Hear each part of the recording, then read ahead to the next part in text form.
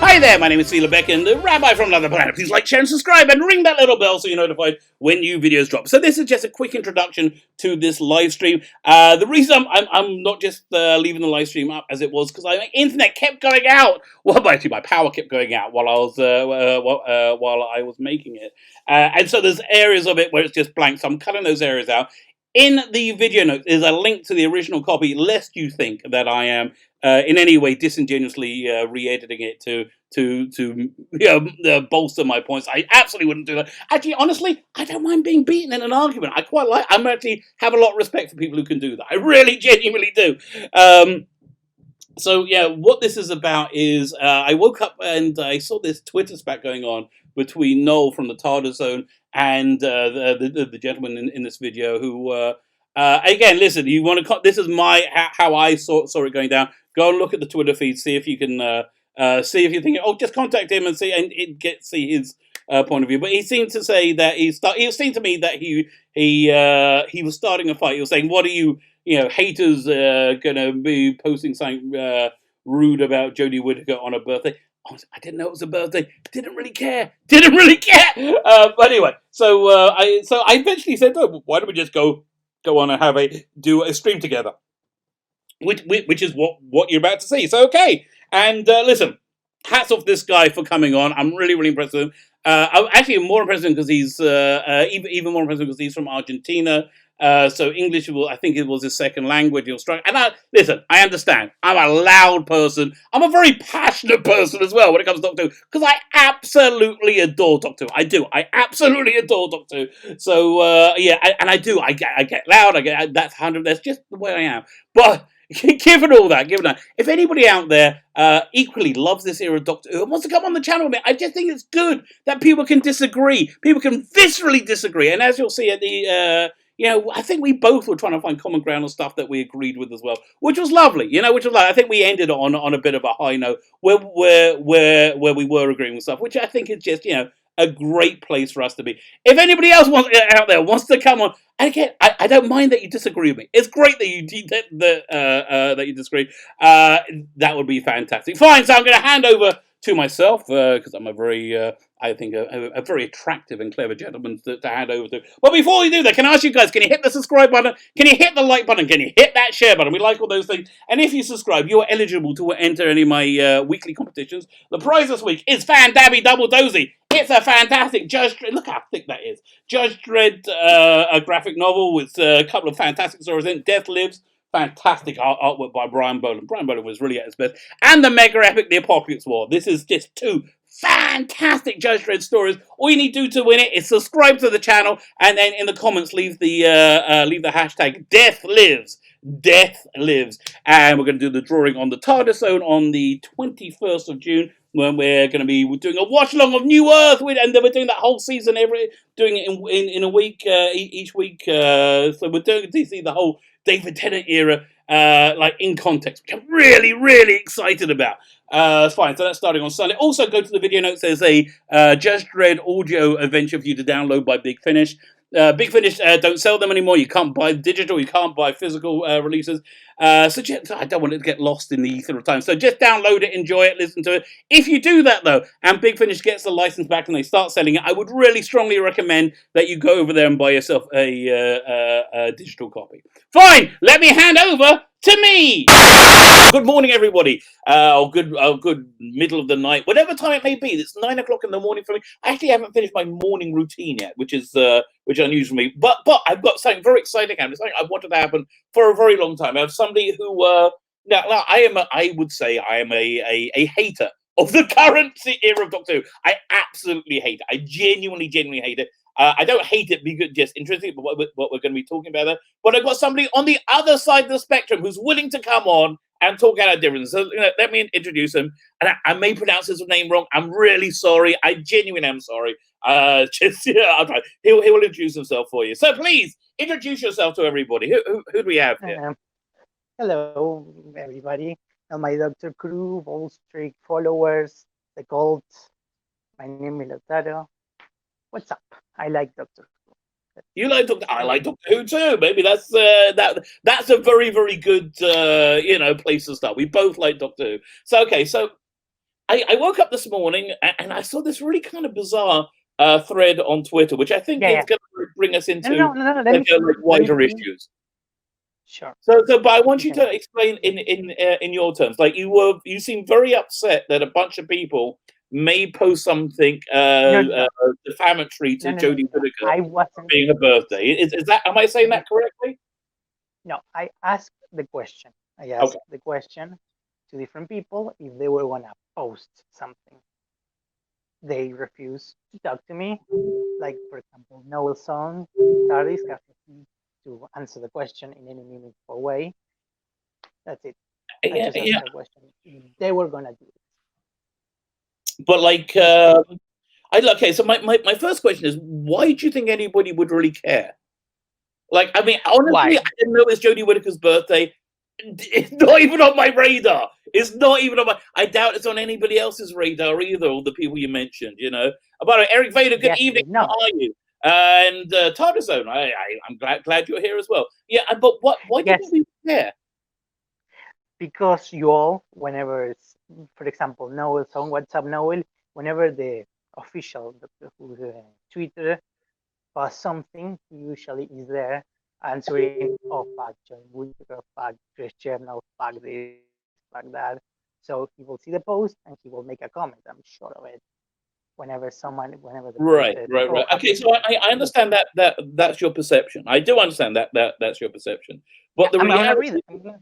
well, We no, can go. We can go. No, no, we the can go. reality, We as can far go as I see, is to the this: official. whenever the official whenever there's any official announcement from Doctor Who, which is the Doctor Who channel, which is tries to give the impression that this current era is in any way normal or beloved, then yeah, No, I feel the, that's a disingenuous no. bit. Shut the fuck up. Shut the One fuck second, up. one You second. Let me fuck. just explain my point, and then you can come back at me. I feel that is No, disingenuous spin. I think that's doing that to try and to manipulate the reality, you know, in some way or other. But wishing I don't think someone a it's happy going birthday to is, work. in my But yeah, opinion, not reality. whenever they say Wishing something someone a happy which I birthday. think is untrue, whenever they try and Wishing put forth someone a a happy narrative birthday is which I untrue. believe, I'm going to let you speak in a minute. Just wait for a second. Let me get my point out. Then you can respond to me. Whenever they put forth a narrative which I feel is untrue, I think it's only fair to respond to that. Now, why do you think that's not fair? So wishing us someone a happy birthday is a untrue narrative. I'm sorry? Wishing someone a happy birthday is untrue, fails. I don't get what you're trying to say. Well, I It's mean, a there's no happy birthday. obligation to listen. I personally have animosity towards Jodie Whittaker for the way that Uh, she has chosen to portray the role of Doctor yeah. Who, and the deep down. But that's my opinion. And do you think So if I say I'm okay to be? Do you think I have a right to that opinion? Do you think I have a right yeah, to that opinion? of course you have a right. Everyone has a right to an opinion Okay, so based on reality. what's the problem? I don't understand what the Yeah, problem is. but if I don't like Christopher Eccleston's times on the Okay, show, I wasn't a fan. So, but if the BBC puts "Happy Birthday" to Christopher Eccleston, I wouldn't say anything because that's just food. okay, So I that's just your choice. shut the fuck up. Yeah, no, That's my no, no, no. no. That's just Yeah, I get it. I that's just don't being understand. polite, I don't polite person. understand why it's such a problem that people don't like this era of Doctor Who. Like, It's not why a do you problem. The have problem a is problem that with that? you go into any post, every single fucking post, and you just talk about it. The only thing you talk about, like your channel, is the only thing you talk about. That and your big Finnish guides to factory. I don't care. That's the only thing you talk about. Like you That's get to not. manage That's not. skills. That's objectively not true. That's objectively not true. It's not No, the only thing actually, you're no. talking about. It is something of concern to me a lot. Yeah, it is. It's something that that bothers me. Again, Why? Why? I feel this era Why? of Doctor Who. Why? I feel this era of Doctor Who is racist. I feel this era of Doctor Who is bigoted. I feel this era of Doctor Who Uh, is boring. I do. can This you is watch my opinion. yourself in the I feel it's mirror? Can you boring. watch yourself in the I mirror? feel it is everything the opposite of Doctor Who. That's my No. opinion, and I am able to Okay. voice my opinion. Now, Okay. because there are many people who share my opinion, they then listen to my videos. You don't have to listen to it. You could disagree with me. I don't mind you disagreeing with me. In fact, you know, I want you to know this really genuinely. I am genuinely happy that you're enjoying this era of Doctor Who. I'm happy that anybody is. I'm happy that anybody enjoys this era of Doctor Who. I don't understand it. I really don't understand it. And I want you to know. Well, that's the next thing we're going to get to in a second. But yeah, like if you like it, fine. I don't like it, and I'm allowed to talk about it. Why is me talking about it so offensive to you? Because you never shut the fuck up about it. I don't like Okay, that. so you know, you want I us to can talk shut about up? it. You want us to shut up? Then Jodie Whittaker and Chris Chibnall should leave, and then we'll shut up. I'm never going to shut up. I'm never going to shut up about the utter trash that they make in the name of Doctor Who. I'm never going to shut up about their bigotry. I'm never going to shut up about their divisiveness because it's intrinsically wrong. I'm never going to shut up about the poor acting choices and the poor scripting that they make. Doctor Who is saying that actually genuinely means a lot to me. So I'm not going to shut up about it. Now, again, you don't have to listen to me. I don't mind you not listening to me, but I'm allowed to speak. Well, you're wrong, but sure, whatever. I don't like Christopher Eccleston. I don't say. I got to ask you because the reason I came to this point. Like, okay, I'm going to tell you my journey to Jodie Whittaker. How I got to this point. I was very excited for her casting. I actually thought it was a good idea. Yeah. I really did. Genuinely did. I was really excited. The first few moments, I was like, "Oh, is this political correctness?" Anyway, so then the first episode happened. It wasn't bad. It's bullshit. Well, what? Political correctness doesn't exist. It's bullshit invented by you and your group. Sorry. I don't have a group. I have friends. I have friends who agree with me on some issues and disagree with me on other issues. My perception. Yeah, just like all three boats. Well, what? You just like Bull Street's books or whatever. Or then So I don't know what their fucking names are. Why do you think that? Because that's what you are. You're just following whatever they say. No. Sure, yeah, you are. Again, my criticisms are very specific, very, very specific. They're not general. So let me tell you again my journey to Jodie Whittaker. Right, I was very, very on board for her casting. I thought it was a clever idea. I thought it was a good idea. So the first episode happened. It was okay. Nothing terrible. Nothing great. I was kind of on board. Second episode was, I think, her strongest one, and the only time she really convinced me that she was the Doctor was that opening few minutes from the Ghost Monument when she was like on the spaceship and the jet. That was great. That was actually really good. Special effects were fantastic. That episode in general, I think was okay. Then we had Rosa. Now Rosa was a beautifully made episode, and it had a lot of feeling to it. But I'm not really interested in Chris Chibnall's take on history, which I think is very, very biased. Mallory Morgan. Difficult ideology that he just wraps up with everything. So I'm not really interested in it, but still, it was a beautiful episode. It was a beautifully crafted episode, and I'm not going to deny. And I think the central conceit of it that Graham had to be the guy who sat on the bus, so Rosa Parks had to move, was brilliant. It was absolutely brilliant. I really do. But then things for me really, and I was quite hopeful at that point. Things for me started to come off the rails with Arachnids in the UK, which I thought was turgid, an absolutely turgid episode in every way, shape, and form. I genuinely do. I thought it was boring. I thought the spiders weren't monsters, and they didn't have any villains. You had this Donald Trump-like villain. I mean, honestly. Now, I understand that a lot of people out there truly believe the only people who voted for Donald Trump are people who hate people who have a different color to them. Yeah. Wait. It's insane. That's an insanity. That's an insanity. Are you telling me that the tens and millions of people who voted for Donald Trump all hate somebody because of their skin color? Is that your position?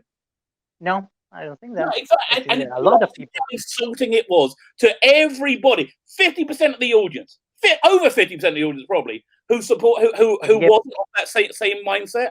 How divisive that is. The episode never said that Donald Trump supporters hate black people. I don't get why you're getting it. What? The episode never, ever, in any single way, said that every Trump supporter was a racist. No. They portrayed an Ersatz Donald Trump, a fake Donald Trump, a Donald Trump like villain. Yes, they did. Yes, they did. Episode 4, Arachnids in the UK had a Trump-like villain, very, very on purpose. You see, that's what you do. You do to disparage someone. You have somebody of that mindset, and then you make them into a villain. It's the same way in comic books, how they had like very, very mainstream, right of center, like political thought coming out the mouth of the Red Skull. It was very divisive, very insulting. But you know Happiness what? patrol matters. I wasn't ready to say. I was going to say, that's one bad episode. One bad episode. I was going to give it a pass. But Wait, that episode, unfortunately, became the can you template understand my for point? the entirety of the rest of the season, which was dull, which was boring. And again, many people, this is not me saying I did my opinion on my own. And God bless you. I'm glad that you loved it. I am absolutely glad that you loved it. I hated it. And I'm glad for you to be able to speak. I'm glad for you to be able to say how much you love it in whatever forum that you want to say it. But what I'm not happy about, how people like you want to stop my speech, want to stop the speech of everybody else, saying, oh, that's all we hear. We all live in worlds with people who disagree with us. We need to learn to live with each other. I'm happy for your speech to be real, for your speech to be realized. Your speech hasn't been curtailed, by the way. Mine has. Yeah, that's why I started my YouTube channel. Because when I went onto social media and I wanted to talk about this, I had people like you telling me that I was a sexist and a bigot because they were terribly, terribly written episodes. Can I tell you a story? Can I tell you a story about speech? About free speech? Can I tell you a story? Yeah. Sure. 2001. Okay, let me bring you the scene. It was 2001. My country, Argentina, was going through an enormous problem. It was a depression. There were people dying of hunger all over the streets. Where was it? 2001. No, but where? In Argentina? Argentina. Last wow. What happened? Tell me about it. Yeah. There was political stuff. Well, okay. So let me tell you. So me and a group of friends decided, it was December and there was martial law. So we decided to go to the House of Government. I don't know how to call it. Like you would say the White House. And we were there and we were protesting. And they come the police and the police tried to kill us. Like I was shot. I touched a bullet. Like it almost hit my head. It was paranoid because people wanted to speak. So don't tell me. I think people may have told you, but I will always support free speech. Please don't tell me that. No. I always support free speech. Just because that's not how it's coming over in your tweets at all. That's not how it's coming. It appears to be from your tweet, and specifically your tweet of today, that you find our speech, completely intolerable. No, I said. Well, so what was the point of your tweet then to all those people? Okay, my tweet was, I'm gonna cite it. Wait, what minutes? Yeah. Can't wait until the official Doctor Who Twitter shares a birthday message for Jodie and also bullshit narcotics and others guys to talk shit about a woman on her birthday. That's all I said. I didn't say it. Okay, so do you understand that you starting an argument? Yes, because okay, you might not be getting this, but the tacit subtext of that is, I can't wait till these sexists and racists speak up and display their sexism and race. That's the tacit meaning of your tweet. If you didn't realize it, I'm sorry, but that's still the tacit meaning of it. No. Because whenever I get I didn't call you a racist. It's always 100% of the time, and I don't understand it. 100% of the time comes down to, oh, you're a bigot, you're a sexist because you don't like Jodie. Nah, not at all. I've been an anti-racist my entire bloody life. And quite frankly, the vast majority of racism I have personally experienced as a Jew have been from the left wings of the world as opposed to the right. And it's been in the last 5 years. So, it's, you were starting an argument. I'm sorry. If you didn't realize it, you still were. You were being antagonistic. Yes, I was, because you were going to do it. Yeah, so what do you expect is going to happen? People are going to punch back. You punch somebody, they're going to punch you back. That's called human nature. I didn't punch him. I have 331 subscribers, followers. Well, what? For example, I have 300 followers. On Twitter? Yeah, you have 300. Okay. I want you to listen to something. It's really important. Really important you understand this. Twitter isn't real. Twitter isn't real. It's not real. It's not how real people interact. It's a tiny segment of our population that likes to hide behind avatars. Twitter isn't real. Twitter is irrelevant. No, it doesn't matter. Twitter has no real effect in the real world apart from what people in the media tend to think it has. Twitter isn't real.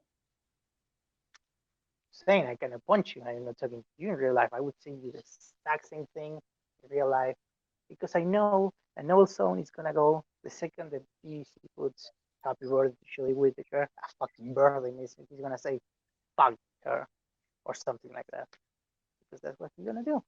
That's what he does. That's my problem with him. Not like I'm so sorry.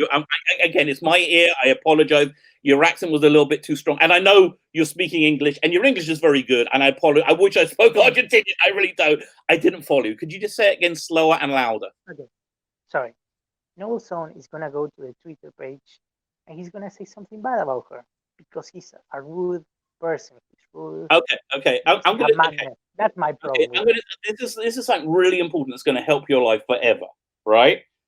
When somebody does something that anything, and you don't like it, you've got to ask yourself this and answer the question honestly to yourself. You got to say, so what? Who cares? So what? Who cares? You don't. Mute him. If you don't like what he's saying, just mute him.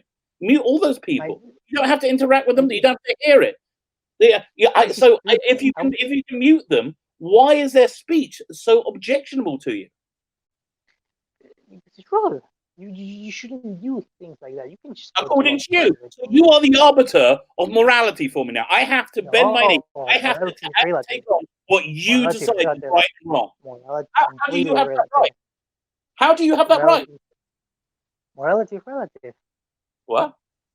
Morality is completely relative.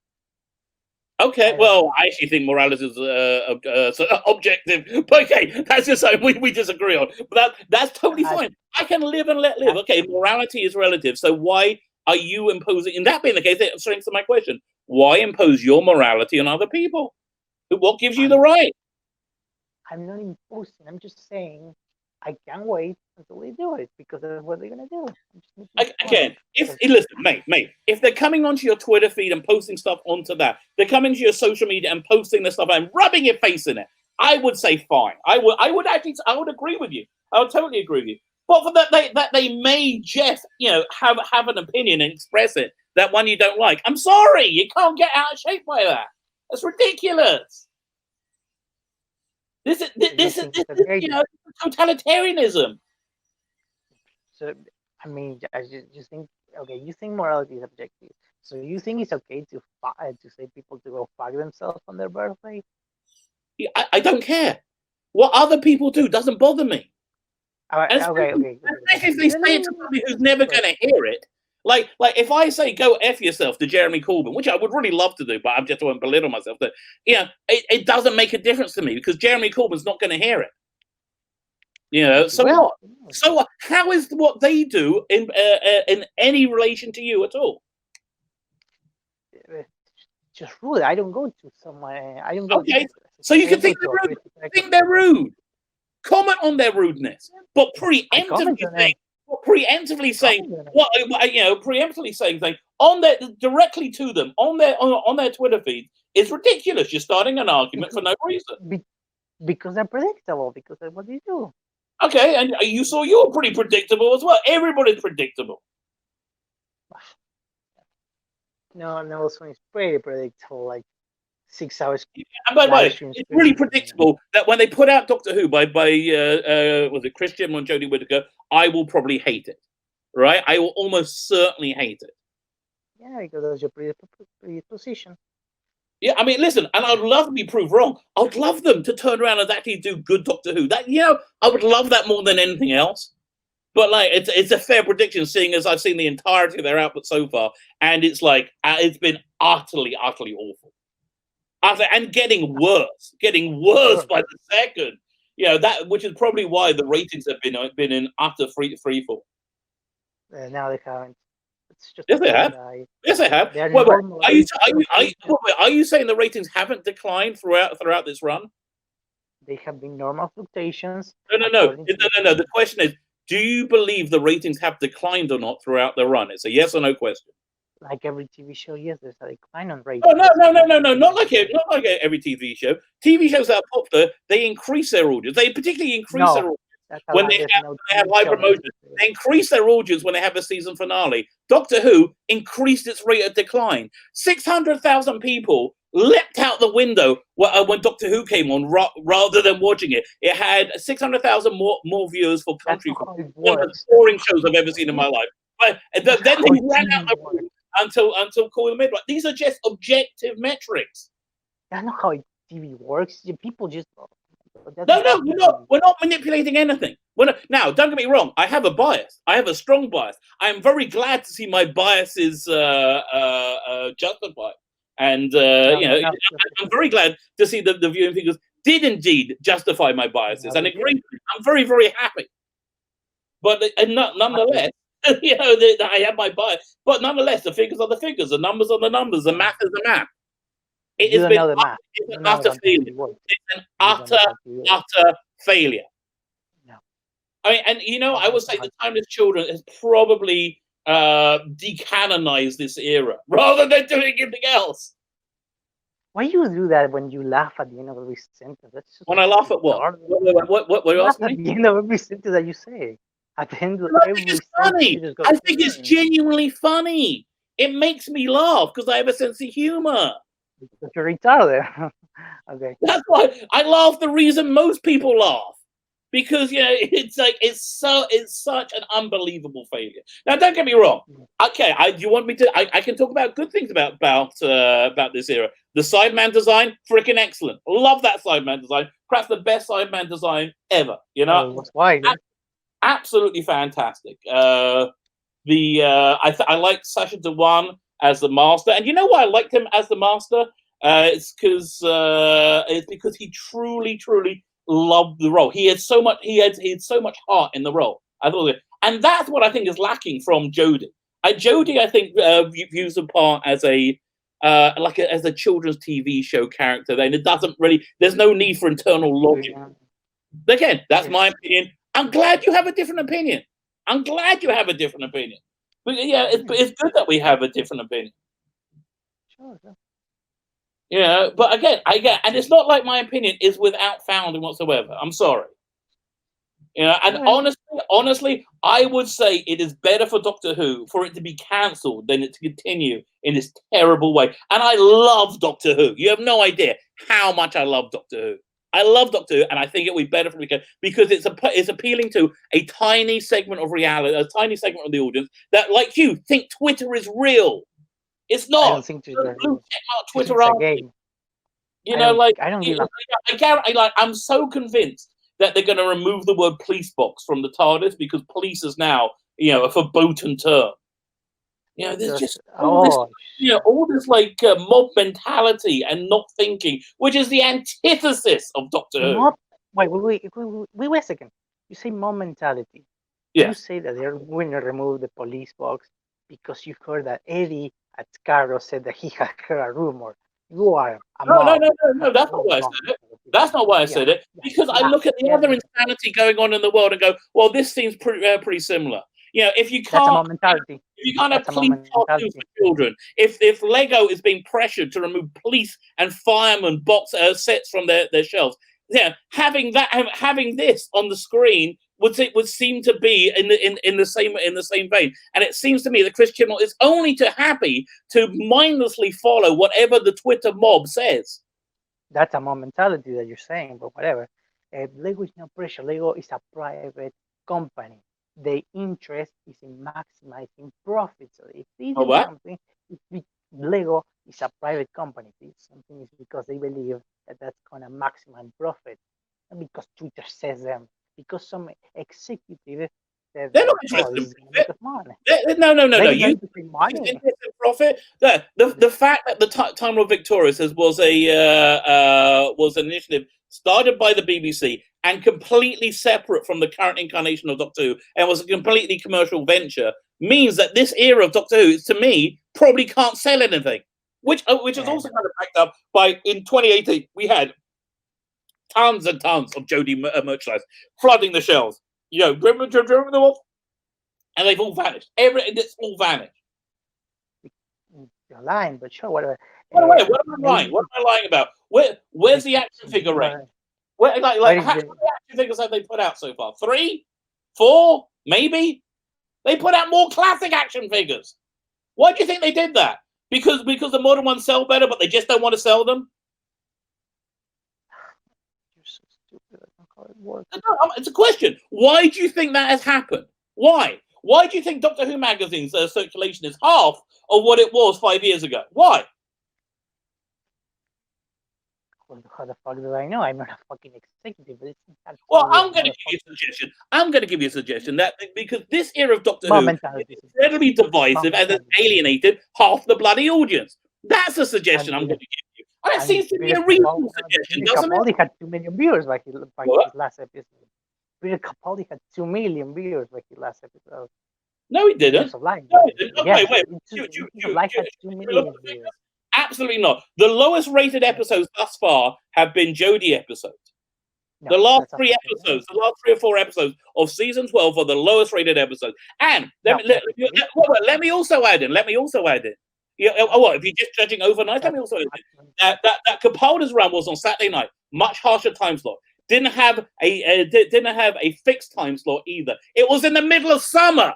That low rating that you guys like to cling to was in the middle of a heat wave in June, where most people were outside the house. Compare that to Jodie's season, to season 12. It was raining. It was miserable. Nobody wanted to go outside. It was winter. It was Sunday, and still she lost the house.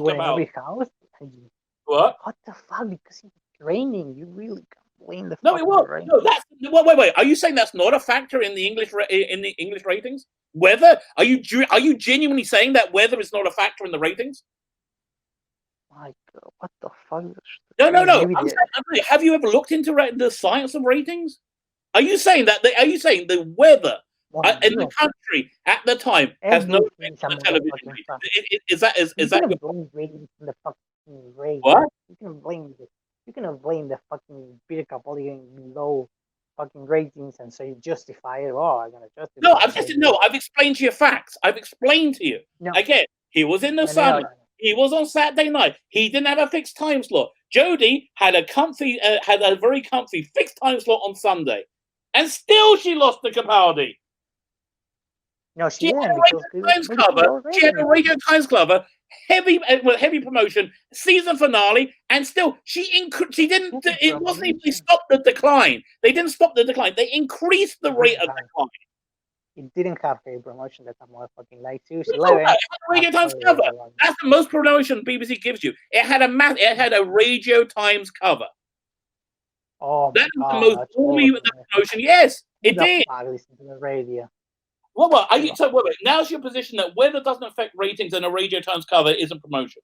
Is that really your opinion? It's information, but it's not really big promotion. What? It's not big promotion. What the fuck? No. Again, and also even without promotion, season finales normally see an uptick. If they see a decline, it's bad. If they see an increased decline, it's worse. I'm sorry. Peter, you may not think the show is politically correct. You may not think the show is preachy. You may not think the show is boring. I think the viewing public has. And this is what I think has happened. Over her 2 seasons, she has retrained the British public from thinking that Doctor Who is a delightful, fun, family piece to make them think it's a dour, boring preach fest. And that is why I think they are tuning out. And I don't think the rate of decline has finished. There's nothing to indicate this rate of decline has finished, is there? It's continued to drop. Well, you really don't understand how promotion works or not. Okay, what am I saying specifically that's wrong? Specifically. Basically everything, but okay, no, I know. I'm saying when you say everything, you don't have to answer anything. So I'm going to say start at the first thing. Pick one thing. Pick one thing that I was like Peter Capaldi getting bad numbers and you justifying it. No, okay, I know the numbers. I'm saying you're objectively wrong. The lowest ratings, we're talking about the 7-day plus ratings, have been Jodie's. Peter Capaldi was on Saturday night. Peter Capaldi's lowest rated episode, The Eaters of Light, that only had a low overnight rating of 2.78 million, right? But it then increased by 2 million over the over the coming week. Jodie's episodes hardly get a boost of 300,000 to 400,000 people. And you know how you know how they record that data. That means anybody who's watched the show for 2 minutes or more, they get counted as a viewer. That's how they count the data. So I think that the rate is probably even lower than we think. But yeah, so what am I factually inaccurate about? One thing. Start with one and move on. You keep lying, but sure, whatever. Okay, what am I specifically? What am I lying about? You put a couple of these numbers. No, okay, I'm not. Here, let's pull them up. One sec. What's this site? Doctor Who. What was it again? Oh, Doctor Who TV. Fine. So Doctor Who TV is a motherfucking liar shit. But what? I'm putting up the official numbers. No, that's not the official numbers. Doctor Who TV. What? TV is fucking liars. Doctor Who TV is fucking shit. Okay, but they take their numbers from the bulb figures. You understand that? Go for the bulb figure then. No, I understand you don't like it, but they're still the numbers. What? So you're saying that they're lying as well? Yeah, sure. Okay, what are you basing that on? That you don't like it? They're motherfucking biased. No, okay, what are you basing it on? What bias are they lying about? I mean, it's nice to throw around accusations. Now, substantiate it. Motherfucking bias. Okay, what? Just specifically tell them. Name one lie. What are they lying about? They're biased.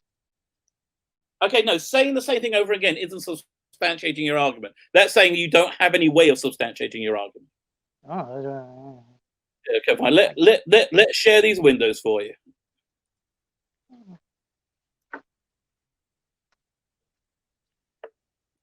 There we go. We'll start with season 10, shall we? Peter Capaldi. Oh my god! Okay, so let's look at these numbers. The Eaters of Light was the lowest one, 2.89 overnight, and then it got a 2 million bump to 4.73 on the consolidated plus 7. Right. Are we there? Do we agree with that? Is that what it says? Fine. So now let's look at Jodie's. Tab. Oh, dang, wrong one. Sorry. Hang on. Remove that. Close. So there we go. 1 second.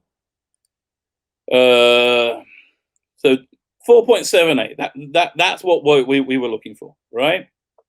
So again,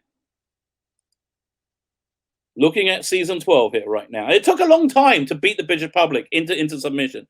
Episode 7. What was episode 7? What was that one? The oh my god, that awful one. That's it. That's the one with the finger guy, right? Episode 7. That's episode 8. Can you hear me, you stupid asshole? Well, no, episode. Oh, I'm so glad you're still here. Thank you for waiting. My internet just went out. I tried to send you notification by Twitter. I don't know if you got it. But thank you for waiting. They're doing a bunch of renovations in my house right now. They blew the electric. Fine, good. So where were we? Yeah, but let's go back to that screen. Here we go. So Jodie's numbers. So episode 7. I'm pretty sure that's was it. Can you hear me? It was 4.7. And oh no, was it? Yeah, 4.77. That's the consolidated 7-day consolidated. Right, and it went up the week after. Look at that, had a jump, and then but look at the number at the time it finished. 4.55. That's terrible. No, that's not healthy. That's not to start at 6.7, which is pretty low on a New Year's Day, no less. 6.7, and to end at 4.55 is not healthy. That's not healthy. That's called a decline. And if you look at the numbers, it's a constant decline. Why is it a constant decline? Because I think most people think they preach at you. Now you don't think that. That's fine. That's great. But that's what I think. Okay, whatever. That's what I think. I think the numbers anybody at the BBC agree with me, do they? Going the heart for this number. I don't think anybody. Well, what? I don't think anybody at the BBC is putting their head out because of these numbers, but sure. No, wait, you don't think anybody believes this is a decline? I don't think anybody at the BBC is pulling their heads out like. Wow, Oh, really? You don't think so? Well, again, Time Lord Victorious. I think Time Lord Victorious came entirely from them having the data that the lack of sales was giving them, right? The data that their lack of sales with Joe. We put Jodie's face saying it doesn't sell. They had the data, and they needed that income. They need that income to be able to make Doctor Who. Matt Smith was the most popular doctor in America. He was the doctor. Okay. The most popular in the United States. Why? Right, and Jodie's the least popular. Well, shut the fuck up with that. I don't know what I'm trying to say. What the fuck is Matt Smith? The popular doctors are there. What the fuck is Matt Smith? Okay, I'm not sure what you're saying. If Time Lord Victorious, if the BBC looking at the numbers, why is not Matt Smith a part of because I think BBC predominantly look at the UK numbers over the US, which are far more significant. The reason they did so well in the US is because that's when Doctor Who was on Netflix and easily accessible to everyone, and that's when it went through the stratosphere. The height of popularity in the UK was David Tennant. Ergo, David Tennant front and center. Well, actually, it's not who is front and center on Time Lord Victorious. Who isn't front and center? Which is Jodie. Is it? I mean, it's just the reality. Big Finish doesn't have because they don't have most of the studios participating don't have the rights for her. Big Finish, that is the main people doing this. They don't have the rights to use her. Yeah, I care. Why do you think they don't have the rights? I think that's covered. I don't think. They don't have the rights. I'm really relieved they don't have the rights to do Jodie because it's commercial suicide right now. Even putting the Jodie logo on the cover, even though they give you alternate covers with the correct logo on it for that era, that still has hurt sales, and I know that directly. A logo, because the mentality gets mad at a logo. I can't tell you who told me that, but it was somebody very high up in Big Finish, it has hurt sales, and I said I wouldn't share that with any. A logo. That's a fucking lie. That's a logo. Wait, are you lying? Yeah, you're fucking lying. No. Why would I? A logo. Why would I lie to you? Why? Because you're biased. Because you're biased. Okay, I can be biased without lying. I don't need to lie to make my case. You get mad at I don't need to lie to make my case. I just showed you the ratings. I don't need to lie to make my case. And again, this is just an opinion statement. That you have your opinion, I have mine. You get mad at a logo. There's been a concerted push to silence my voice where there hasn't been to silence yours. That's why the Fandom Menace exists. That's why I have my YouTube channel. The Fandom Menace is a joke. My God. What? The Fandom Menace is a joke. My God. Okay, it's fine. Again, whatever your opinion, I don't mind. Doesn't bother me. I would say it's the most significant force in fandom today. Yeah, sure, it's a fucking joke. Okay, again, it's your opinion, but your opinion is the ratings aren't the ratings as well. You know, your opinions are seem to be going against the metrics to back up your prejudices. Now, 4 million people watch the episode. It's the end of the world. Burn it all. Fucking burn it all. Fantastic, you're still here. Oh, I've had to tell you, mate. I'm really impressed with you. I'm really impressed. At first, you came on and we're having a conversation. And I know I get, shouty, and because I'm very passionate about this stuff. But I'm really impressed. And you stayed on. It's like, I'm trying to think what the English expression is. And again, I went out. So I don't know how long I'm going to be here. They're doing some work in my house, and they plucked something, but they think they found the problem. And hopefully we won't go out again. But basically, my point is this: we don't need to lie to make our case, and even we don't even need to make it. We can just say we don't like it. But we don't like it. I don't like it for specific reasons. I think the scripting is just terrible. The characterization of the Doctor is a villain rather than a hero.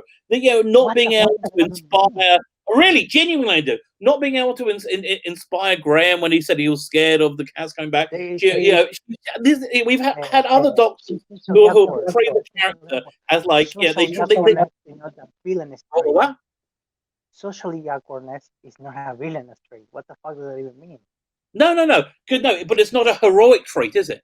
It's not a heroic trait. We all feel socially awkward at times, but we push ourselves beyond that when we have to, when we need. That's heroic. That's heroism. Being as low as normal people makes you no longer a hero. It's not heroic. And the real thing I hate about this Doctor is how, well, many things, but one of the main things I hate about this Doctor is how she plays a character as a buffoon. The biggest leap of logic I got to make is not that she travels in time and space in a police box. No, it's that she hasn't got her fam killed. Because we've had other doctors who pretend to be bumbling morons so they don't scare the villains. She genuinely is. That opening scene in Twice Upon a Time when she blew up the TARDIS and was sucked out of it, I thought that was a delightful introduction to a new Doctor. No, that is her. That is her incompetency. Over and over and over again. It's as if they're saying women are stupid. It really is. It's as if they're saying that. Women can't do it's beyond me. Why on earth they would make it? Well, give me an example. Give me an example. The Dalek episode took how many people to deal with the Dalek and a microwave? And she couldn't really do it either. She opened the doors. Everybody else dealt with it. I'll give you. Okay, the best example is Captain Jack breaks the laws of time and space. Reality. Give her a dire says, do not give this thing to the Lone Cyberman under any circumstances. And if you do, it will result in complete annihilation of humanity. 2 episodes later, she gives the thing. She does exactly what she's told not to do. What somebody traveled in time to prevent her to do. And the result of that was the complete destruction of humanity. How much worse can you get? Let me make shut the fuck up. Resolution. She opens the door and she creates a vacuum hole the size of a Dalek to absorb it. Right. As everybody else was pushing her out and pushing the Dalek out and using a microwave. No, they're not pushing him. Peter Capaldi would have dealt with that doing sips of tea, walking around the TARDIS. What the fuck? Yes. She opens a gravity hole. She opens a motherfucking gravity hole that is the exact same size. She opened the doors and everybody else was pushing it out. But okay, whatever. She opens the door and says, that's what she said that she does.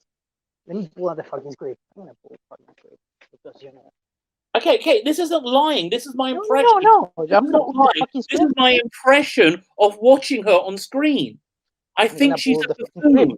Again, giving that lone Cyberman this Siberium destroyed humanity. No. And she then said, I'll go and fix it. No, she didn't. This lone Cyberman traveled after the Cyber Wars. That was after. He traveled after the Cyber Wars. He wasn't part of it.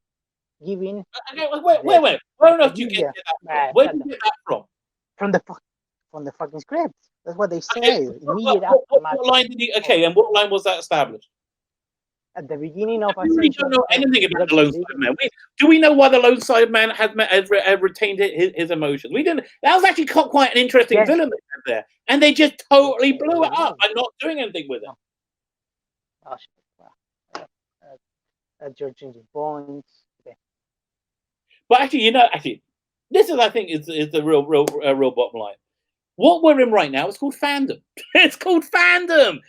These sort of things, these sort of passionate arguments have been going on since I was a kid.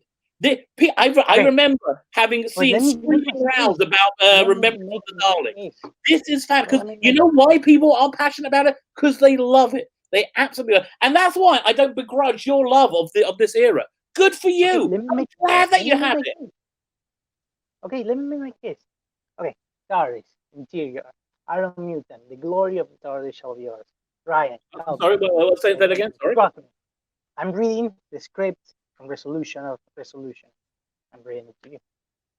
Okay, the glory of the mutant says the glory. Well, okay, the Doctor opens the doors and painfully bright light floats in. The travelers come onto the console.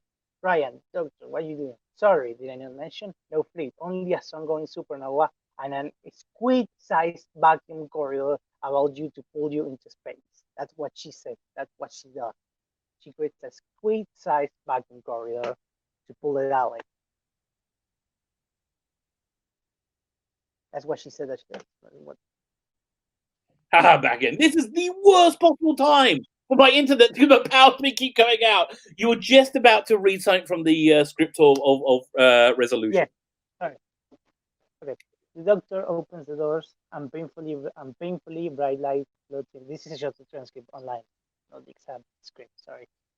So maybe not because of the So what was going on?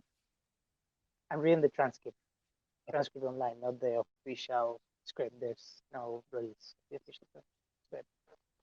I have for episode. Doctor, what are you doing? Brian asked. Sorry, did I not mention? No fleet, only a sun-going supernova and a squid-sized vacuum corridor. She creates a corridor of space to suck the Dalek. She's not just randomly opening the doors. That's not what's happening. She has okay. So essentially, the impression it gave me was that she was opening the door, right? If that was the script, fine. The impression she gave me is everybody else did the work and she opened the door. What she said. No, that's dialogue. That's dialogue. Okay, but that's how it was delivered, and that's how I interpreted it. But that's not what the dialogue. Really, no, it is. No, it is. It's their job. It's their job as storytellers to tell the story they want to tell. And if that's the story they want to tell, they fail to tell it. No, it literally says what happened. Okay. If you say that's in the script, fine. I'm not arguing with you. I'm saying, as a viewer, that's not the impression they gave me. As a viewer, when you weren't paying attention, because you were too mad, screaming at Jodie Whittaker's face to hear what the fuck she was saying. That was okay. Well, fine. So you're agreeing with me then? Yeah, because you were too mad on your mom mentality. Screaming at the fucking logo. No, I'm not screaming while I'm watching it. No, honestly, most of the time I'm watching it, I'm falling asleep. When I did my reviews, I had to watch it a few times. I had to write everything down because I was so bored. So I'm not making it up. I'm so incredibly bored by most of it. Yeah, sure. No, wait, why do you think I'm lying? Because it sounds so fake. No, but I'm telling you the truth. Why would I lie? No, because it sounds fake. Why don't you take anything on face value? I literally fell asleep while watching the episode. Listen, Arsenal, okay? I was on with him. And I kept saying, it's so hard to review this because I kept falling asleep. Because it's so boring. I said this many times. That's the most fucking shade exaggeration. Nobody falls asleep.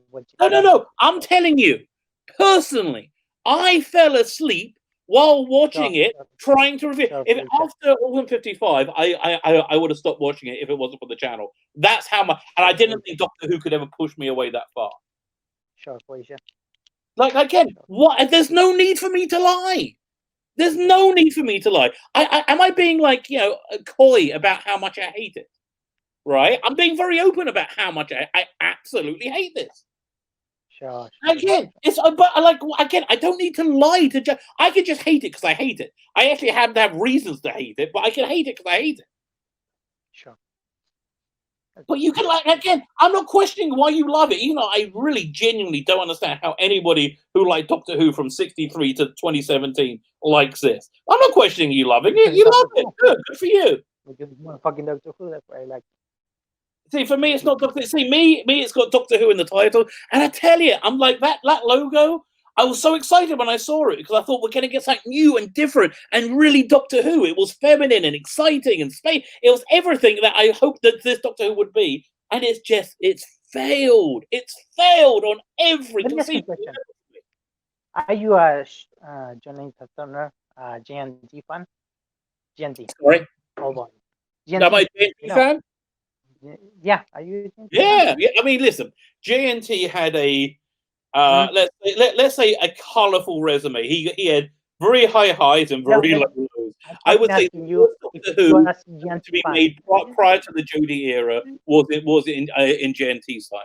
Like Terror of the Verway is probably the worst episode made, and I think that was mainly down to the soured relationship between him and Eric Saywood. But generally speaking, JNT, JNT really. If he left after the Five Doctors, his life would have been so different. His career would have been, and he would have been much happier. Or he should have left with Peter Davison. Like but the problem was the BBC made him stay on because they didn't really trust him with anything else, and they they didn't trust him with anything else, and then so they basically they really didn't like Doctor Who. So that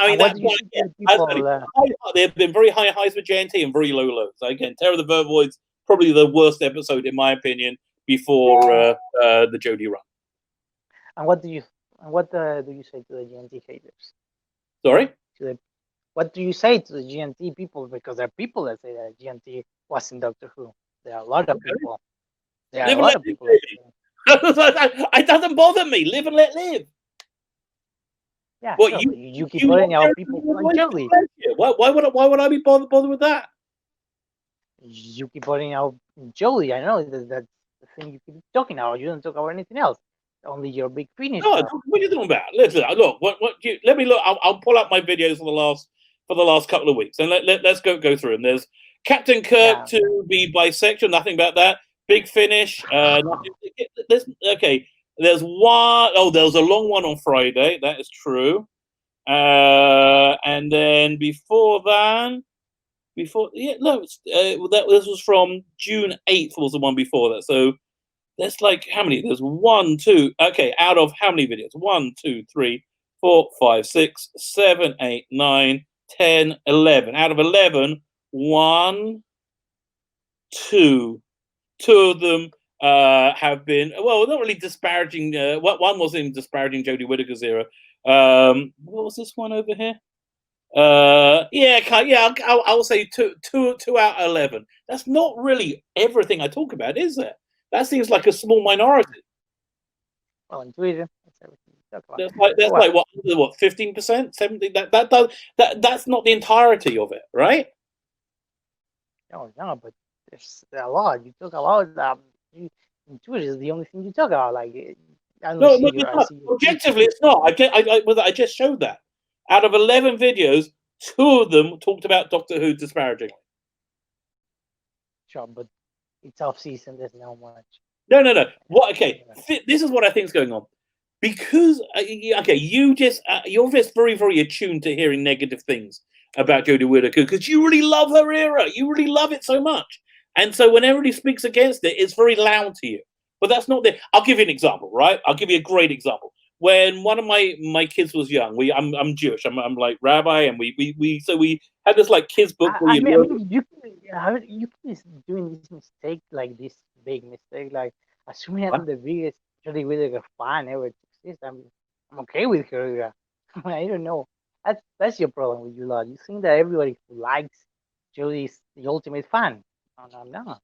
I just think somebody who finds somebody saying I don't like it intolerable means you're a super fan.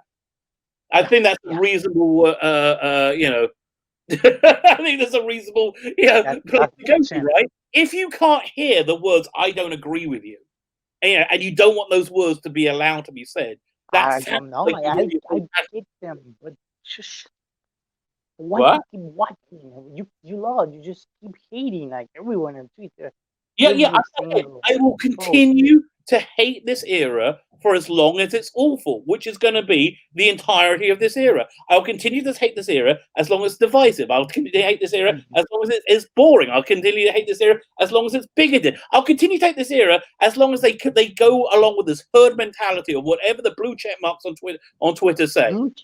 This mindless mob mentality that I will hate this era for the entirety, and I don't think they can stop themselves doing it.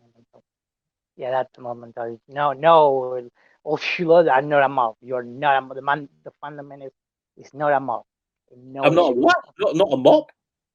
You're not a mob. The fundamental is not a mob. That's what you're saying. It's not a mouth. Not a mob. If we're not a mouth, why do you want to close it?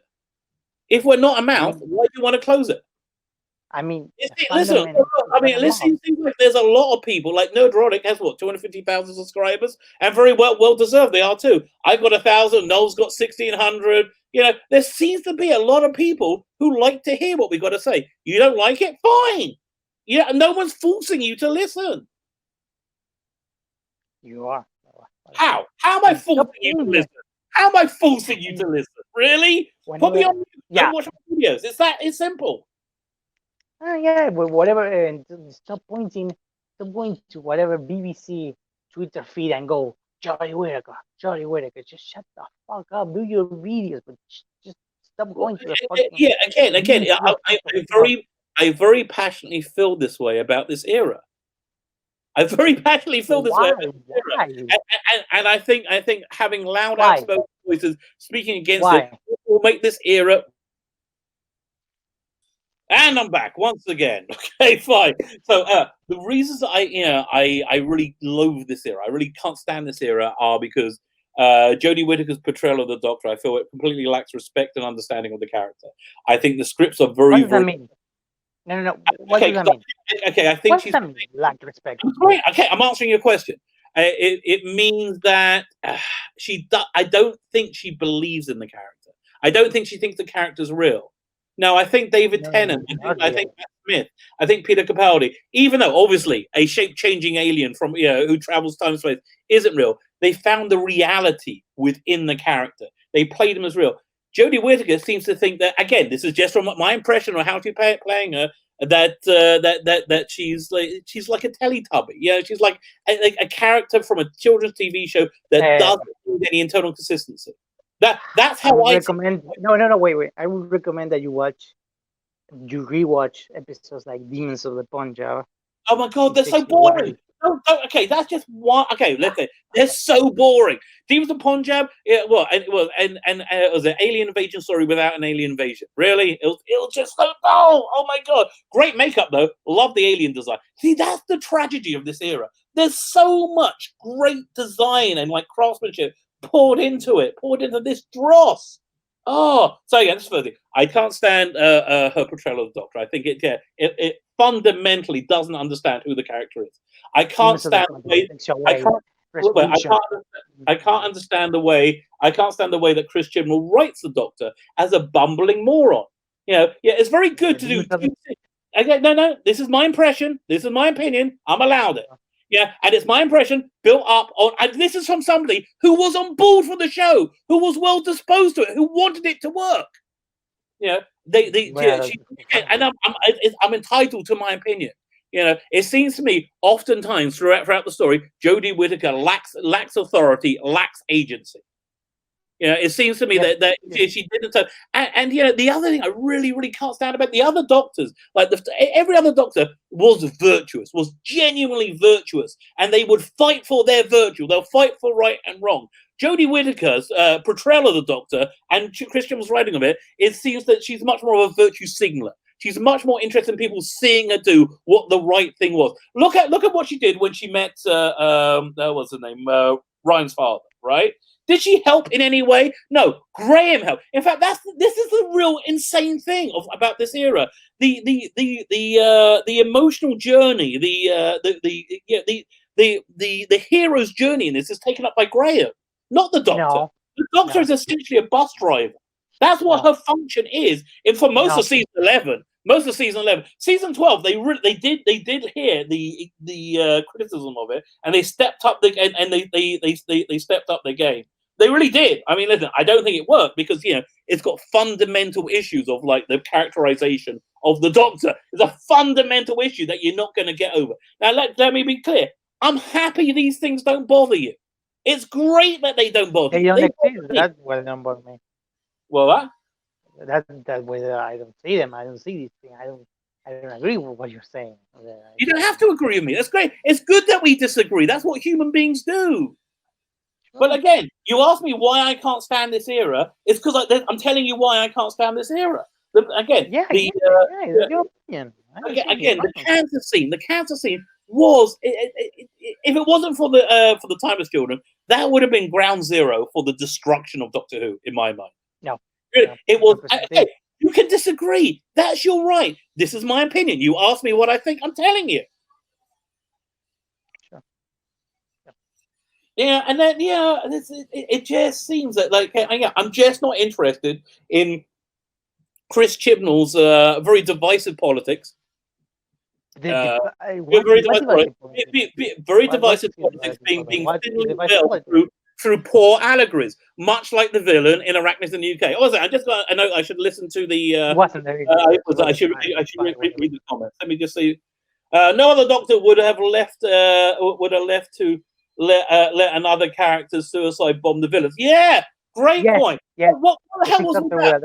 Yeah, no. Jodie Whittaker's doctor just got positive affirmation from all of us. Saying, "Oh, you're the greatest ever. You're wonderful." And said, "Yes, you're right. I am wonderful." And then she went on, and she let the guy from Game of Thrones blow up the Cybermen.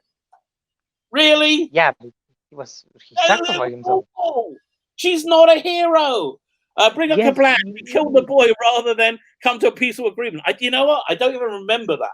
I don't remember that. He was a terrorist. He was a terrorist, my God. You want to agree with a terrorist? Well, it depends. I genuinely, it seems to me they could have been a peaceful agreement. According to Sophie again, I can't remember. Negotiate with terrorists. You are a Jew that says that we can negotiate with terrorists. Well, what? A Jew that says that you are a Jew that says that we should negotiate with terrorists. That's what you're saying. Let me tell you what it's like being a Jew for the last 2,000 years, right? We've had to negotiate with people who want to kill us all the time to stop you killing. Yeah. So we're no strangers of negotiating with terrorists, because basically terrorists is the only face of non-Jews that we've had to deal with. Well, okay. So don't tell me we don't negotiate with terrorists. We want to find peaceable solutions whenever we can. As any as any hero wants to do, and this doctor isn't a hero. The doctor must not be. I don't remember murdering somebody. But look, what else is there? Sometimes the terrorist is actually terrorist freedom fighter. It all depends on the point. See, that's the problem. Look at the way look at the way that Jodie bombs. Dealt with Ryan's father, right? Ryan's father. All she wanted to do was be seen to be like standing against him, while Graham had much more reason to be mad at Ryan's father, but got over his anger. He showed bravery. He showed strength, which the doctor didn't. He got over his anger. He got over his resentment. To better Ryan, because he cared about Ryan. This doctor only cares about herself. No, she's socially awkward. Okay, then she's not a hero. Whoever thought it was a great idea to have a hero be socially awkward and screw up all the time, they need to get the memo. It's not a good idea. And the memo is that people don't like it. Well, sure, that's your opinion. That's not my opinion. It's the objective reality of the number. No, that's not your opinion. That's your opinion. That's an opinion. You don't like heroes. People don't like it? Are you saying that nobody doesn't like it? There's a whole movement of people who don't like it. No, that's your opinion. Okay, one second. Again. It doesn't mean that people can agree with you. Do you feel that this doctor is universally loved? No doctor is universally loved. Do you feel this doctor is universally liked? No doctor is universally liked. Never. Okay. Do you feel this doctor is disliked by some quarters? Every doctor is disliked by some quarters. Okay. Okay, fine. So we agree that this doctor is disliked. Now, the only thing we're disagreeing on is that you think she's disliked to a normal level. I think she's disliked to a much larger level. So that's just playing into our own prejudices and our own perception of reality. Neither of us know we're right. I think I'm right. You think you're right. Let's live and let live. Exactly. I'm not saying, but you're saying that a socially awkward hero is bad on itself. That's my opinion. My opinion is a hero who can't get over a social awkwardness is not a hero. Wow. Anybody who cannot get over the barriers that they have in front of them, that is what heroism is. Heroism is when you can get over. Everybody's scared. Everybody gets scared. Bravery is when you do the right thing, even though you're scared. That's what heroism is. That's what being a hero is. I don't think she's a hero. I just don't. And you said, I mean, she can fix the dialect. psychedelic is the heroic part. She's socially awkward in an interwoven, interpersonal relationship. That's different from being heroic. It's not the same. Talking to the Right, exactly. father You're right. of It's your different friend from being is not heroic the same. in that it's not heroic. Yeah. I mean, like, Right. really, it's just not heroic. What do you want to tell you? No, there's I want my hero different to be situations. heroic. The, I think it's it's better for not our hero to be heroic. well, sure. I'm not saying it's not heroic. It's different heroic. I'm saying, in You know my what? opinion, from what I've seen of the Jodie Whittaker era, she's not a hero. Which Okay. I just don't understand. I think it's like such a failure that I would be able to legitimately make that claim, and it is legitimate. No, it's not legitimate. No, you disagree with it. Legitimize it. It's a legitimate criticism based on her act. I don't like the Ninth Doctor, and he's not a hero. That's Well, what? legitimate. I don't like the Ninth Doctor. He's not a hero. You don't want who? I don't like the Ninth Doctor. The next Doctor? Why not? I don't like Christopher. Again, why are you prejudging? That's a bad thing. You don't want to prejudge. You don't want to prejudge. You want to see it. Okay, do what I did. Wait and see what it's like. Don't prejudge. I'm talking about Christopher Eccleston, man. Okay, you hate Chris Pratt. That's fine. That's groovy. I was on a stream with somebody. I had a knockdown fight with him, who I consider a personal friend, because he didn't like a Crystal Excellent episode, and I did. Yeah, that's what fandom is. Fandom is passion. Yeah, but you're saying, where are you? What am I saying that's objection? What? That's what I'm trying to get to. What am I saying that's objection? You're saying that a hero cannot be socially awkward. That's what you're saying. No. That's not what I'm saying. A hero can be socially awkward. A person, though, who then gives into their failings, which social awkwardness is one of. Social awkward, not a failing. A hero that is too weak to overcome their difficulties is less of a hero. Is not a hero. That is the essence of heroism. Have you ever seen the movie The King's Speech? Right. So the person, the man who became king was a terrible public speaker, and for him, his act of heroism was getting up and speaking in front of a nation and inspiring a nation. Heroism doesn't have to be storming the beaches of Normandy. Heroism is when you have an object, when you have something that stops you doing what you want to do, what the right thing. When you have a fear, when you have a lack, and you let that fear, you let that lack control you. You let that lack just make you decide what you want to do. That is what heroism is, or the opposite of heroism is. Being socially awkward, apparently. No, you're deliberately being obtuse at this point. No, everybody gets scared. A brave person doesn't let this fear control him. People can be socially awkward. Once you let the social awkwardness control you, then you're not a hero. You can't give in to what you want. You can either it's basically your choice in life. You can do what you want, or you can be who you want to be. This doctor does what she wants. She isn't the person she wants to be. They're very rarely the same thing. So yeah, she's socially awkward. For a hero, she would get over her social awkwardness and she would raise Graham up. That's what a hero would do. Awkward. Yeah. No, why? Again. How about this? I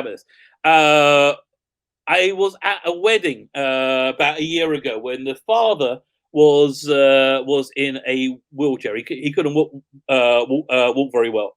And then while she was walking down the aisle, he got up out of his wheelchair and he escorted her down the bride down the aisle. That was incredibly difficult for him to do. Incredibly difficult and incredibly painful to do. But he wouldn't let that stop him. That's what heroism is. Good for him. Different people have different problems. That she lets herself be defined by it means she's not a hero, in my opinion. No. And I think it's a reasonable opinion. Well, she explained to Graham the situation, that she has problem expressing her thoughts. Exactly. That's her way. Yeah. That's her way of heroism. Exactly. And that's why she's not a hero. Him. I'm getting told to read the comments. What am I looking at? It was E. Mitchell said, even if she is socially super awkward, she could have hugged Graham or something. That would have been better than just say, I'm socially awkward. I tend to agree. It's hard. First, I find I have personal Yeah, stories this is very what good similar to people this do. one, and I don't want to think about it. But I'm just saying, I this is mean, what good people do. Good people put themselves in positions that are uncomfortable for them to do good things. yeah, and she listened to Ray. She listened to Ram. She listened. She never How did she interrupted listen him. to She Graham? never. How do you pull that out? I should say something nice, but right now I'm going to go with. No, that wasn't her listening to Graham. That She wasn't her was. listening to Graham. She That was was. her listening She to herself. She said, she I feel socially awkward. I don't want to take myself out and put this in myself in an after uncomfortable Graham space and raise them up. had spoken, after he had given her her Yeah, speech, that was she listening to spoke. herself more than anyone else. Yes, she was listening. No, well, whatever. You're lying now. She listened No, to I him. She know. listened I'm very not like hard and again stating my impression from from what I clearly saw on TV isn't lying. of Listen, mate. course. I can guarantee you one thing: you're never going to hear a knowing lie come out. You're never going to hear a lie come out my mouth.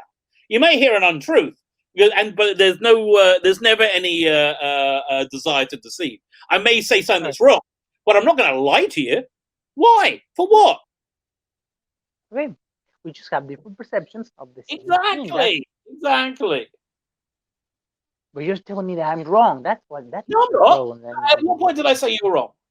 I I'm gave my basically opinion, I telling you. gave it forcefully, and I disagree with you, but I'm not saying you're wrong. There's no objective right and wrong. This is your opinion and my opinion. No, there's not. Of What? course not. There's So I'm not not saying you're right or wrong. wrong. I'm not saying you're wrong, am I? But you're not letting me tell my piece of the Go ahead, situation. go ahead. Well, I mean, I already. Well, she listened to him. You, you cannot.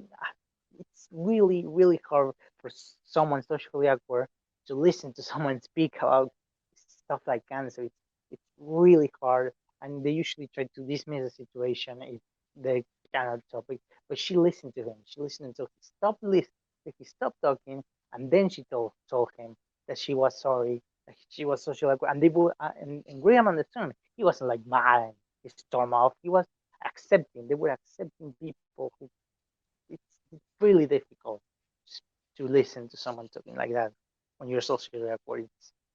I found it incredibly brave that how the scene was portrayed, especially how she was moving. Like she was trying her hardest to focus on Graham. If you see her reaction to the scene, it's Okay, really so, so rough I think that's your impression of it. It's not mine. My impression was, because somebody in the chat just said, how was it?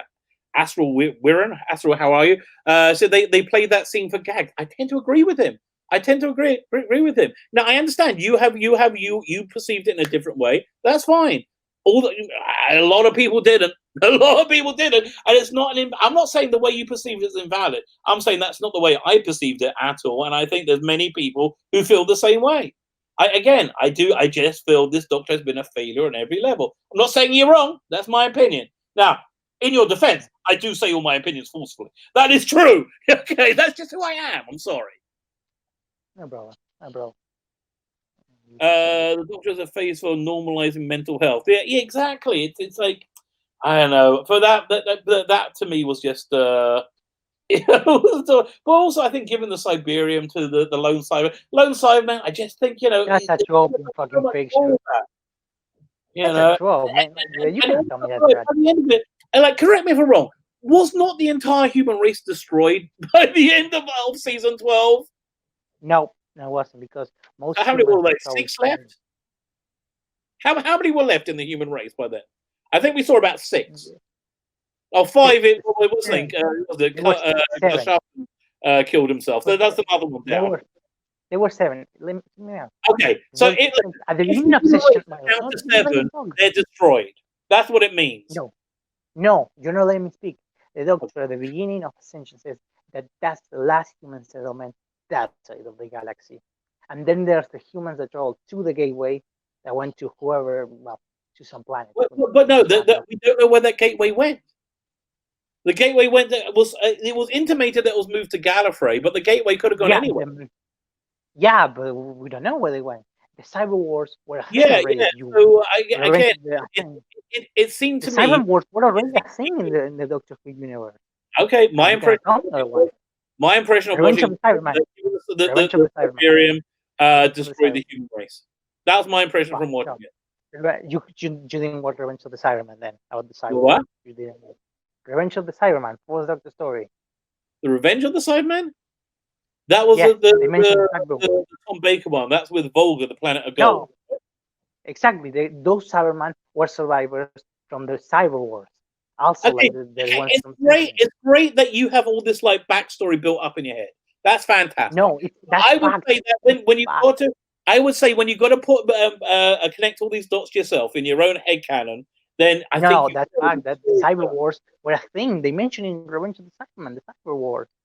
Christian engraved the Cyber Wars. How do we know that's the same Cyber Wars? What the fuck? What do you? Oh, wait, you think there's going to only be one war? Really? You ever heard of Germany? The cyber, I mean, like, the listen, Cyber Wars. yeah, They call them the Cyber Wars. why would it? You think there's only Multiples. one Dalek war? Look, again, it's great that you have a canon that you can rectify all this stuff. That's great. Sure. To do that. I'm not. I'm not a good obligation to do that.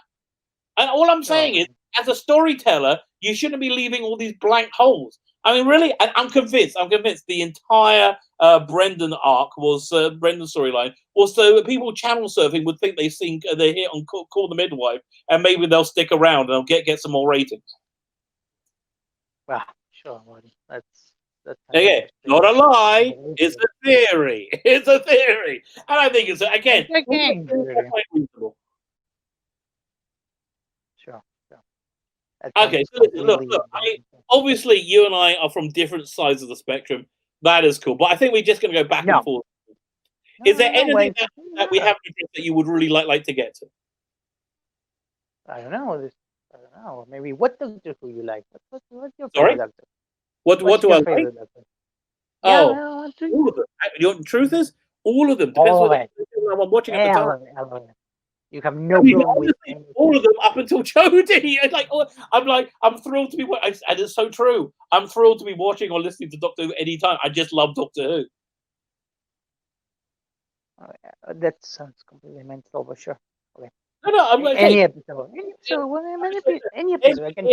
Every era has stuff that I really love about it. You know, I love Tom Baker's performance. I like Sylvester. No. Okay. Happiness Patrol. Well, I love it. Happiness love Patrol. it. Great story. Margaret Thatcher. Yeah. You see, yeah. Not only that, I'll give you more examples of current day politics in Doctor Who where it worked. You had the Pelican stories, very much dealt with like the miners' strikes, right? You had, in fact, Malcolm Hughes' output. What's the difference? I have no problem with current day politics being in Doctor Who. No problem at all, and I think it's actually quite good when they do that they do it. My problem is that they forget to write a story around it. You know, they think when they have these issues that they're waving flags that nobody can criticize it. Yeah, the stories are boring. Demons of the Punjab was boring, in my opinion. Yeah, in my opinion. Your opinion. Yeah, exactly. Yeah. My opinion, which a lot of people on your side of the aisle are very upset that I voice. And you keep telling me, it's not you personally, people on your side of the aisle tell me the reason I voice those opinions is because I'm a bigot or a sexist or a racist. Maybe no, that's not all. Maybe the problem is how you express those ideas. No. The problem is that you can't stop me expressing it. I have the right to express my opinion. But I'm sorry. You don't like it, don't listen. I criticize Christopher Eccleston and David Tennant, my least favorite show all the time. Anybody else having a fit about it? Nobody cares. Nobody. What you like? Yeah, but nobody's calling me a sexist because I don't like Billy. Yeah, exactly. This is only for people who hated the Jodie Whittaker era. That's exactly correct. Only people who hated the Jodie Whittaker era. You must hate women because you don't like the era. No, I hate this era because it's awful. Okay, but why do people believe that? You never. Why do I believe it? Because I think it's awful. How many more reasons? Why do you go for every episode and go for every excruciating moment of it? Oh my God! Listen. I don't understand. Why don't you just simply believe me? I hate it because it's awful. It doesn't seem that big of a leap. But that doesn't mean anything because. Okay, you can hate it. Eccleston there. You can hate Tennant there. That's big shit. I love them. Yeah. Okay, good for you. Good for you. You I see? don't like them. I think How they're shit. easy that is. You see, it shouldn't bother you what you like shouldn't be affected by what other people think. Yeah, but why do you think people believe you're bigot? Because this must be a reason. Oh, Maybe really? something you're No, saying. I'll tell you exactly why. Because there's no because Maybe. I'll answer your question. Why do people say that? Because they have no answer to my criticisms, and so they want to shut down debate. And the way you do that is by calling somebody a bigot or a racist. Oh, I don't know. I somebody think people my have a lot very of ways to. on my very first sticker, Kip Ellis. Thank you so much. Number one, baby. I'm going to put this up here. There we go. Thank you very much. I am very excited. Big pound 49 just there. Thank you, mate. But yeah, I think that's why I think they instantly go to the bigot and the sexist argument because people just don't have answers to this. Like you, I showed you the ratings. You're like, no, they're not real. Like, what am I supposed to do with that? Come on.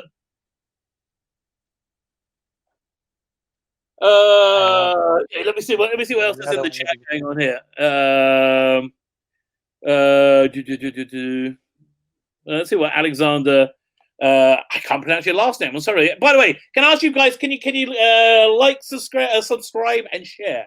Actually, don't share. I think I'm going to download this and cut out the bits where I was off screen, so we make it easier to watch. Loranta Medina is that is a straw man. I don't know what he's talking about.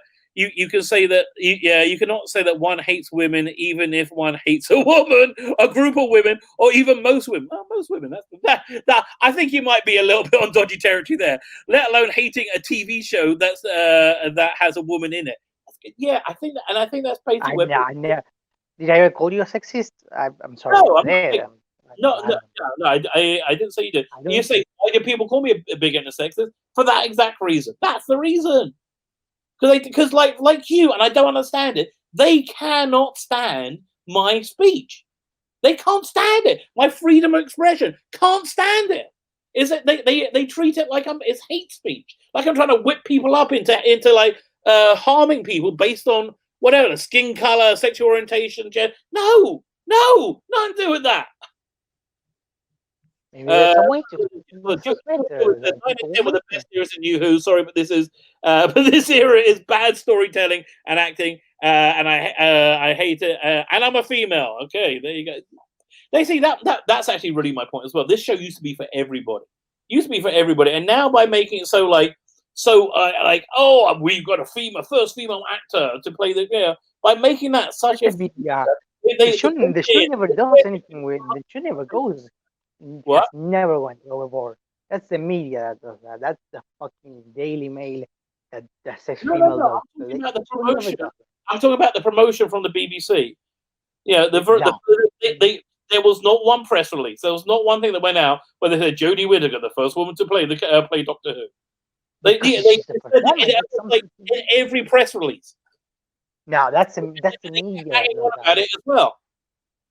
The media that wants clickbait. The fucking promotion of the series, like the poster for series 12. Does it say female doctor anywhere? No, doesn't.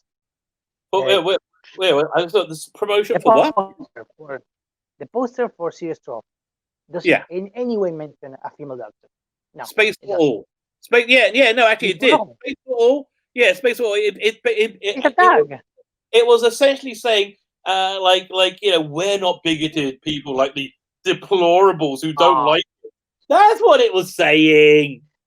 That's my mentality. You're just okay. It was everybody in the chat. Who agrees? Who disagrees?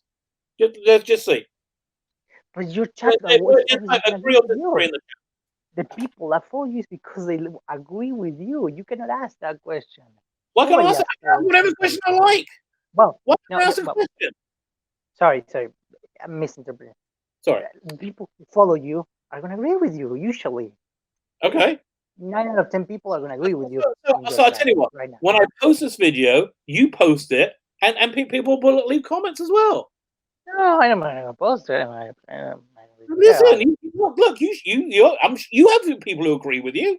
Post as well, and let the chat, let the comments be what they may. I'm fine with that. People have the right to speak. Sure. I don't care about it. This is a TV show, man. I'm working right now. No, By and the it was way, you who started with the I'm doing some work right now.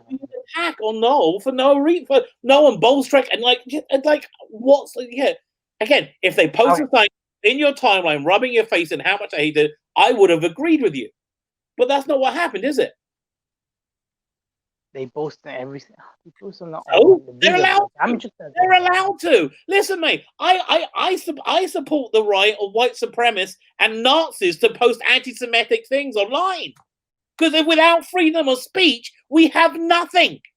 That is the cornerstone that holds together society. And freedom of speech. freedom of speech doesn't mean freedom of consequence. What's that?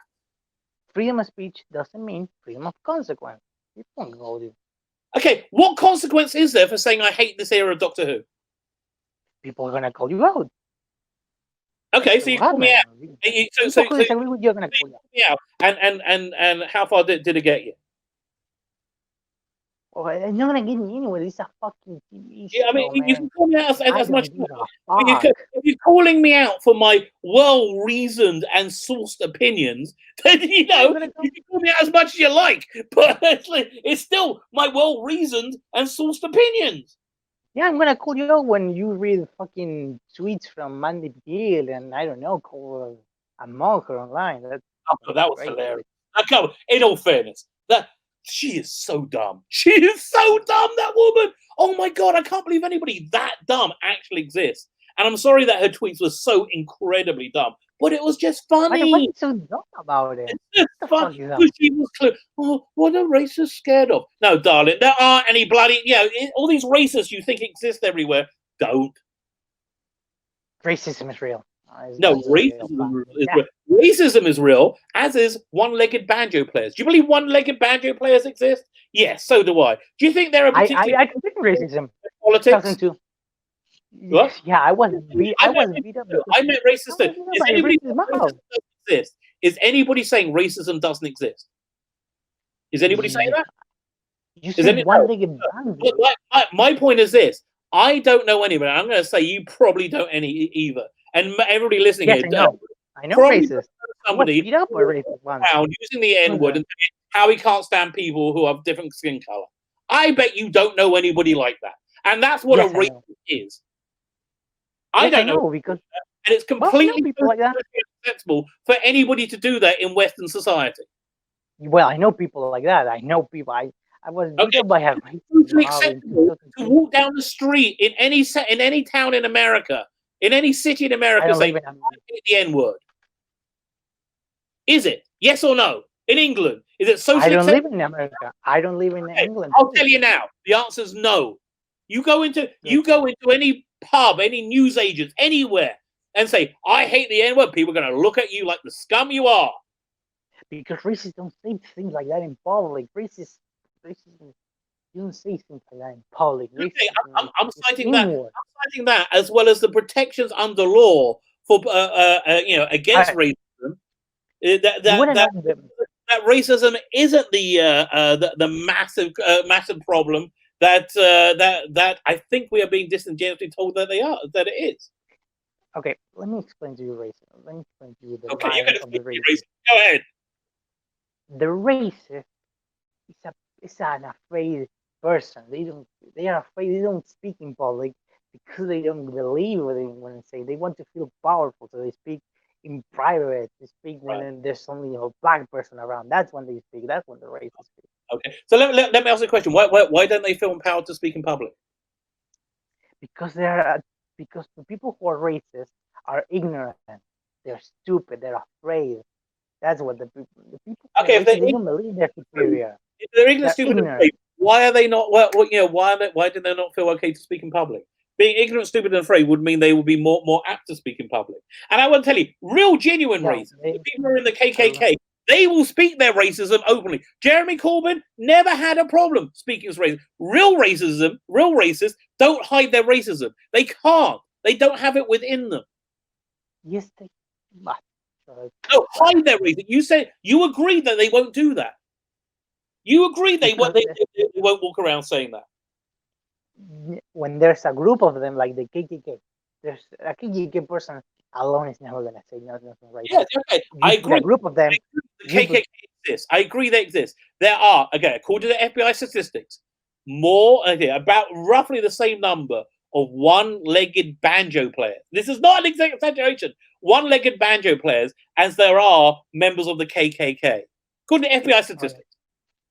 So, do you think one-legged banjo players are a particularly potent force in Western politics? I don't. I don't. Okay, good for you. Well, what? Good for you. Perfectly good. Okay. You don't think there's Again, no reason. my bottom line is this: I don't know anybody who harbors those feelings. I certainly don't know anybody who would, and I've never known anybody who would do that. Really, I grew up in the 80s. That's awesome. Yeah, and I've met racists before, but I don't know any. Okay, and I think my experience is more common than not. Right? Okay, right? That's your opinion. What do you think? I certainly have different life experience than you, then, because I met a lot of people that would, in clear places, say and do things that are unspeakable, but that's just my life experience. Maybe it's not the same as you. I think my life experience is completely socially unacceptable to express racism in the Western world, which is why people on the left wings of politics you roll out the accusation of racism very, very easily. They believe they do that to shut down all conversation. Even though left wing, reality is not that case. It's not the case. I think to say this act is. I believe they will say if something happens to somebody with black skin, it happens because they have black skin. I don't think. Yeah, I think they're very quick to say that, but I don't think that's the reality. But again, yeah, my opinion. If you know a place in America or in England that people can walk around and say, "I hate the N-word," I don't live in America or England. Okay, but yeah, surely you might have heard of them. Like, again, this is just this is what the Western world is. The entire world doesn't revolve around America and England. I don't know what the fuck happened. Again, this is the world we live in. So again, having these big statements against racism is like, yeah, who's going to disagree? And then, okay. Where people do disagree is if they think the hot button topic now is transgenderism.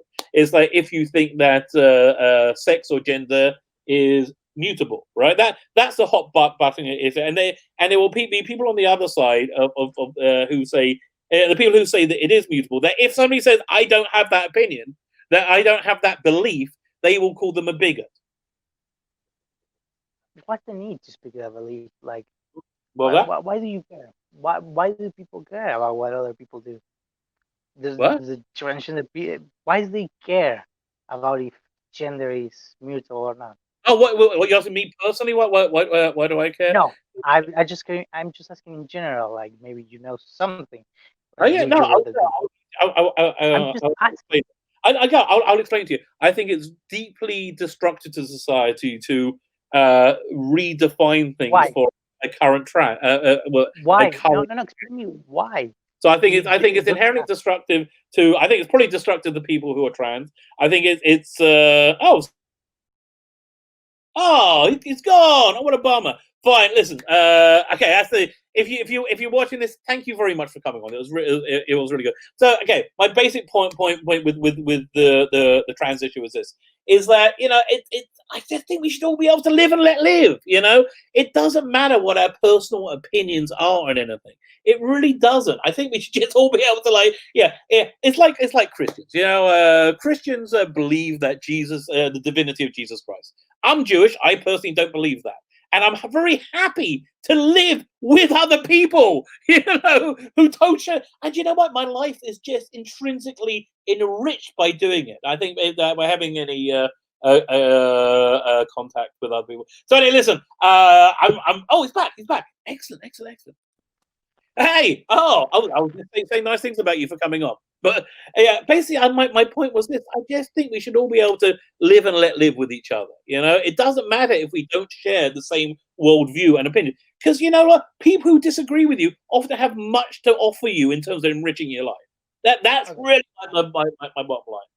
Well, I think that we just stranded too far from Doctor Who things and went to a lot of places that. You know? I can just hear you. Just hear you. Sorry. Anyways, I think we just better cut it here because we have stranded to themes and stuff that. Ugh, I'm not really following you, but listen, whatever it is, that's good. Thank you very much for coming on. And listen, this is going to sound like a weird thing to say. When when Doctor Who finally does come back, and God, I hope it's a long time, but when it finally comes back, would you like to? Look, don't answer me now. Go away and think about it. If you want to come on and like join the panel reviewing the episodes, I think it's really healthy to have another point of view around. I really do. So just think about it. If you're up for it, it probably won't be till January at the earliest. But if you're up for it, I would love to have you back. Okay. Okay. Cool. One question. Can I ask one final question? Sure. Go ahead. Go ahead.